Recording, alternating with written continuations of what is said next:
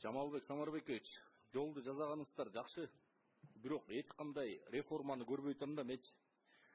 Ошол эле жыртылган жол эле оңолуп атат. Светофор асайган жок. Пешеход подземный же надземный болгон жок. Ортосундагы эки полос алуу, мисалы, ушу тыгындын баары эмнеден чыгып атат? Мына Бишкекте светофор көп, пешеход көп. Тиги жана эки полос алуу жолдорду бир 10 метр сайын эле ким каалаган жерден эле бөлүп коюшкан. Ошону мисалы бир жок дегенде узундугун 5 километрден бир бурулма кылып, бүт растап жазап кетсеңиздер жакшы болмок да. Ошондой эле мына автобустар жүрө турган, токтой турган жерлер баягыдай эле болуп атат. Ушундай жакшы бир проект жазап, реформа кылып кетсеңиздер жакшы болмок да негизинечи. Ушуга бир мындай долбооруңуздар барбы андай? Мисалы профсоюзный көчөдү жазалаш деп атасыз, ошонун астына подземныйларды, надземныйларды кошо кетсеңиздер болобу? Биротол элечи. Эми ал жолдор ачылып калгандан кийин аны кайра кылуу мүмкүн эмес да, постоянно каттам жүрүп турсачы.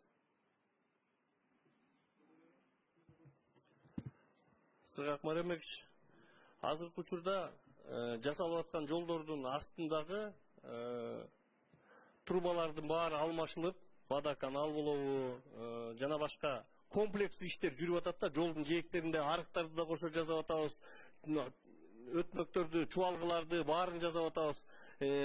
Жашылдандыруу тармагыбыз болсо, бактарын эскилерин кыйып, жаңыларын отургузуп атабыз. Жерлердин баарын жашылдандыруу жагында карап атабыз. Комплекстик ишти жүргүзүп кетип баратабыз баардык жолдордо.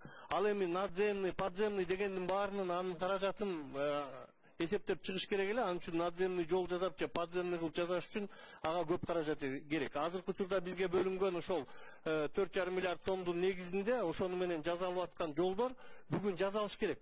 Бул жерде мен дагы 15 жыл мурун депутат болгом. Бул жерде отуруп айтыш оңой.